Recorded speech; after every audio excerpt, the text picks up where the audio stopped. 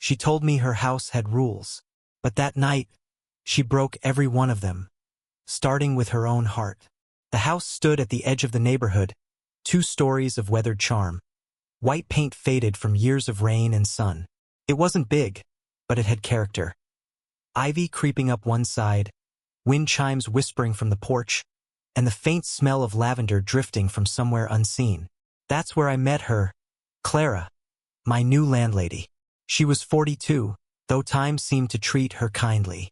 Her black hair was pulled back in a loose twist, a few strands catching the light as she stepped into the doorway. She had that kind of presence that filled a space quietly, no effort, no announcement, just calm, steady gravity. Her smile was polite, maybe a little cautious. "You must be Daniel," she said, offering a hand that was soft but certain. Her voice carried a warmth that didn't quite match the formality of her words. Inside, she showed me the place, one of those old homes that creaked when you breathed too loudly. Every corner felt like it had a story to tell. The scent of lemon polish clung to the furniture, and sunlight filtered through linen curtains, painting soft golden shapes across the floors. "This is your room," she said, pushing the door open to a cozy space that overlooked the garden. "There's just one rule: no parties. The walls are thin, and I like the quiet." She said it lightly, almost playfully, but there was a trace of truth behind her tone, like someone who'd learned to guard her peace carefully. I nodded, promising to be a good tenant. But something about her voice stayed with me, the way she said quiet, as if it was both a preference and a protection. After she left, I stood by the window, unpacking my things to the sound of her footsteps below. A kettle whistled somewhere in the kitchen. Then, faintly, music. A slow jazz tune, the kind that fills a house without demanding attention. It felt comfortable, lived in, safe. That night, I heard her moving around downstairs, the rhythm of drawers closing, the soft tap of her shoes against tile. Each sound painted a small picture of her life. Careful, steady, maybe a little lonely. I told myself I was just curious, about the house, the new start, the quiet. But when her laughter drifted faintly up the stairwell, something warm flickered in my chest.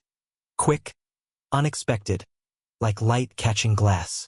I couldn't have known then that beneath all her rules and routines, there was someone who missed the sound of life in her house, and that, somehow, I'd be the one to bring it back.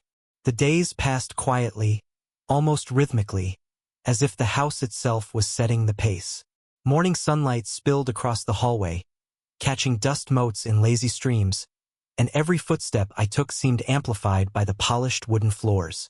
From downstairs, I could hear her, Clara, my landlady, moving about the kitchen, humming softly to herself.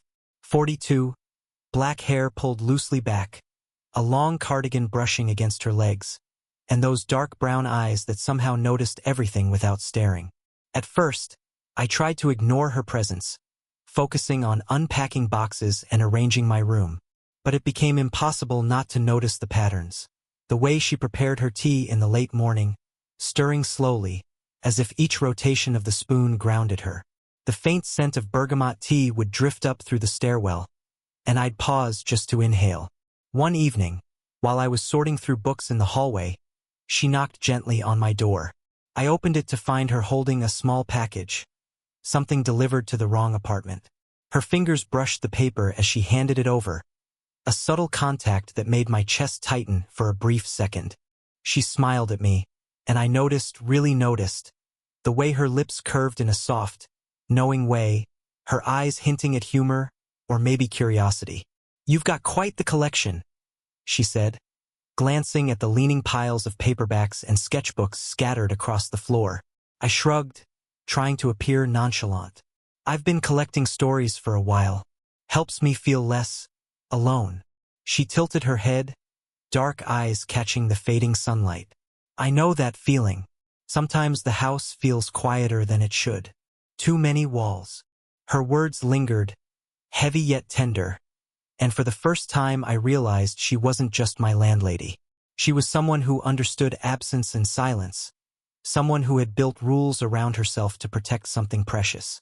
And I felt, inexplicably, that I was intruding, even as I longed to stay. We talked longer than necessary about books, the town, music. Every now and then, our hands would brush as she gestured toward a shelf, or I leaned to pick up a fallen notebook. Each touch was fleeting, but enough to make the quiet pulse between us noticeable. Before she left, she lingered by the door. Her hand hovered briefly on the frame, a small hesitation that spoke more than words could. "Good night, Daniel," she said softly. The words were simple, but the warmth behind them made the air feel charged, almost electric. That night, I lay in bed listening to the distant rhythm of the street below, replaying our conversation. The house had become more than a place to sleep. It had become a space where two lives brushed against each other, careful, tentative, and full of potential. And somewhere between her tea, her laughter, and that lingering smile, I realized that the walls I thought existed between us were already beginning to crumble. Saturday mornings carried a particular warmth in the house, the kind of light that pooled across wooden floors and made dust particles shimmer like gold. I had barely unpacked the last of my boxes when Clara appeared in the doorway, a soft smile playing at her lips. She wore a loose cream sweater, sleeves rolled up, and a pair of faded jeans, her long black hair tucked behind one ear. A small apron dusted with flour suggested she had been baking. "Coffee?" she offered, holding a tray with 2 steaming mugs. "I made too much," I accepted, noticing the way her hands, graceful and sure, carried the tray without spilling a drop. There was a comfort in watching her move, the quiet confidence of someone who had lived in this house for years, who knew exactly how to occupy the space. 42 years old, lightly tanned skin, soft laugh lines, her posture poised yet relaxed. She was the kind of presence that made a room feel like home. We sat on the worn carpet, legs crossed, mugs warming our palms. For the first time, conversation felt effortless. We spoke of trivial things at first, the rhythm of the town, the latest book I had finished, her preferred recipe for cinnamon rolls. Yet between each word, there was an unspoken understanding, a curiosity neither of us dared to name aloud. At one point, she reached over to point at a stain on the carpet. Our hands brushed lightly, lingering just a heartbeat longer than necessary. Her dark brown eyes met mine, soft but assessing, and I caught the faintest spark of amusement there, as if she were aware of the tension I felt. I pulled my hand back slowly, pretending it had been accidental. Later, she guided me to the kitchen counter to show me how she decorated the pastries. My fingers hovered near hers as she demonstrated, and though I tried to remain casual, the proximity made my chest tighten. Her subtle touch, a brush of her wrist against mine, was enough to make me pause and notice how warm she was, how precise, and yet how human. When the cookies came out of the oven, we carried them to the table together. I noticed the tiny details. The way her hair caught the sunlight, the slight curl of her smile lines when she laughed, the way her presence seemed to slow down time itself. At the end of the morning, as she stood at the doorway, she said lightly, "I don't usually have visitors for breakfast." But her eyes lingered on mine longer than she said the words. "Not that I mind." I nodded, heart unexpectedly light and heavy at once. There was something about her rules, the way she framed them, that felt like a challenge. Not of authority, but of intimacy. She had built walls carefully around herself, and yet, somehow, she had invited me into this small corner of her world without realizing how dangerous that might feel. The warmth of the morning stayed with me as I carried my mug back to my room.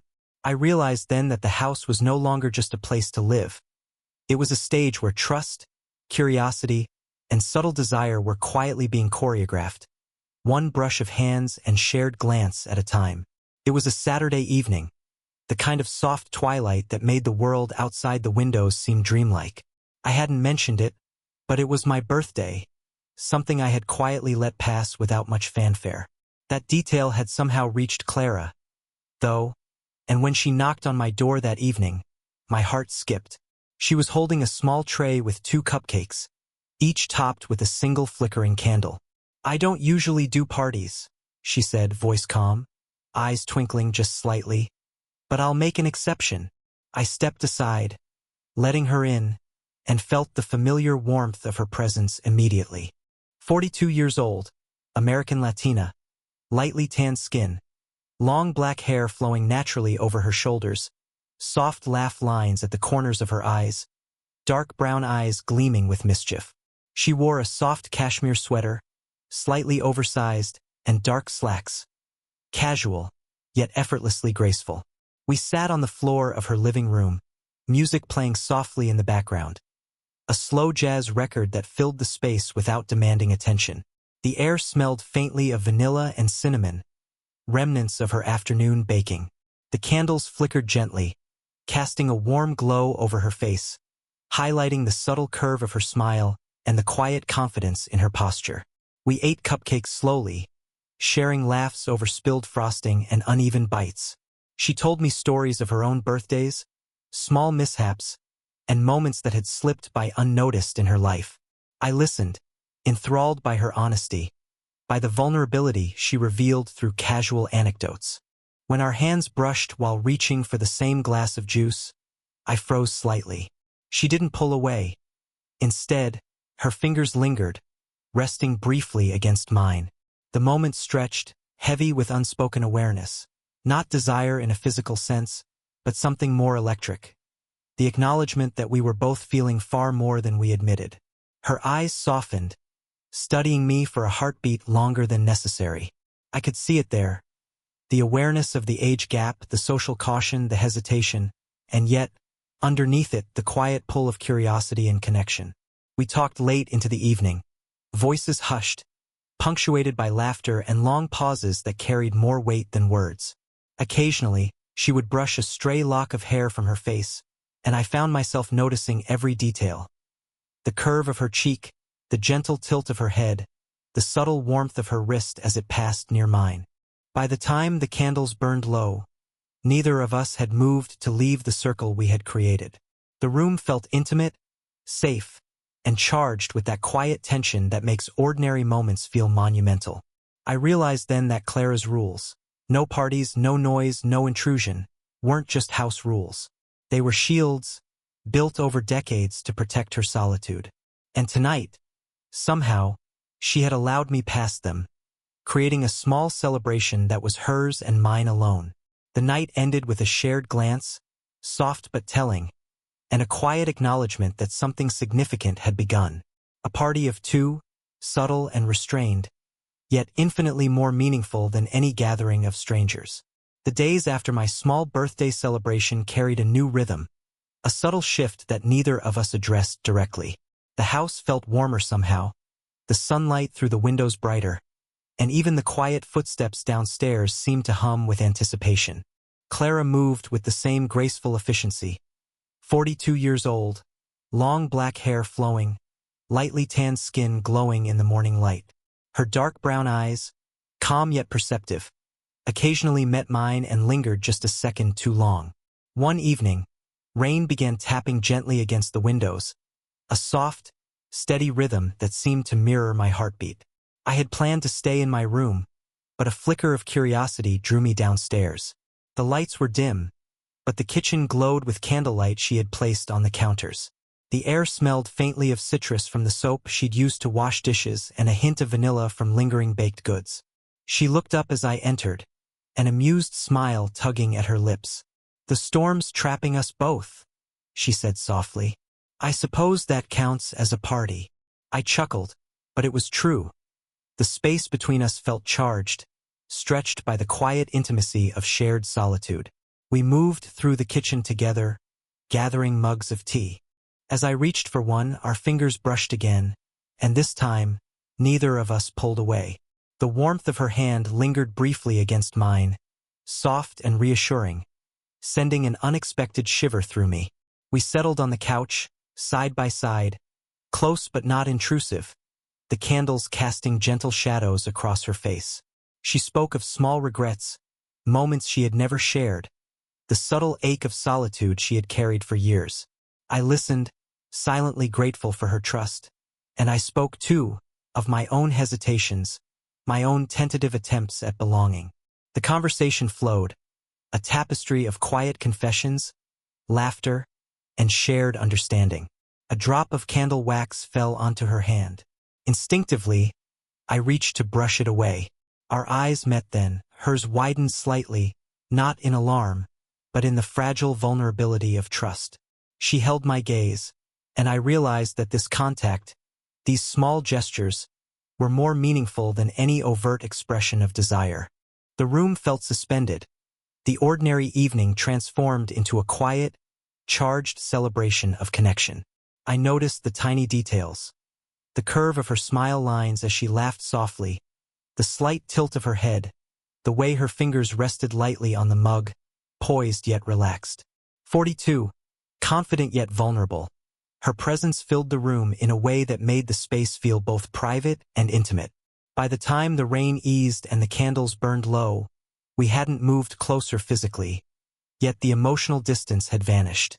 I understood then that the party she had started was not a gathering of people or music or noise. It was a celebration of openness, trust, and the quiet thrill of crossing invisible lines together. For the first time, I felt as though the rules weren't barriers, but invitations. Fragile, careful, and infinitely more powerful than I had expected. After the night of rain and candlelight, the house felt subtly transformed. Each step I took down the hall, each glance toward the living room, carried an awareness of her presence that had grown impossible to ignore. Clara moved through her home with her usual poise, 42 years old, long black hair cascading naturally over her shoulders, lightly tanned skin catching the morning sun, dark brown eyes attentive and calm. Yet now there was something softer in her expression, a quiet curiosity that mirrored my own. We both tried, in our own ways, to maintain a sense of distance. She buried herself in chores. I pretended to focus on unpacking. Yet the proximity we shared made each interaction feel charged. One afternoon, she asked me to help carry groceries upstairs. The basket was heavy, the handles slick, and when one of the cartons slipped, oranges tumbled across the wooden floor. We both crouched to gather them, laughing as the fruit rolled in every direction. Our hands met over an orange, brushing lightly, lingering longer than necessary. She didn't pull away this time. Instead, she looked at me with a soft, knowing smile, the corners of her eyes crinkling slightly, revealing subtle lines of age and grace that only enhanced her quiet beauty. 42 years old, gracefully confident yet gently vulnerable. Her fingers rested against mine for a heartbeat that stretched, unspoken but significant. The sun streamed through the window, warm and bright, illuminating her lightly tanned skin and casting a glow on her long black hair. The kitchen smelled faintly of citrus, polished wood, and the lingering aroma of her afternoon tea. We laughed softly, brushing away the last of the oranges, but the silence that followed carried more meaning than any conversation could. She sat down on the floor, legs tucked beneath her, and gestured for me to join her.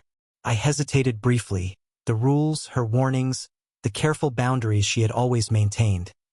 Yet something in her eyes invited trust. I sat beside her, close enough that the warmth of her arm brushed mine.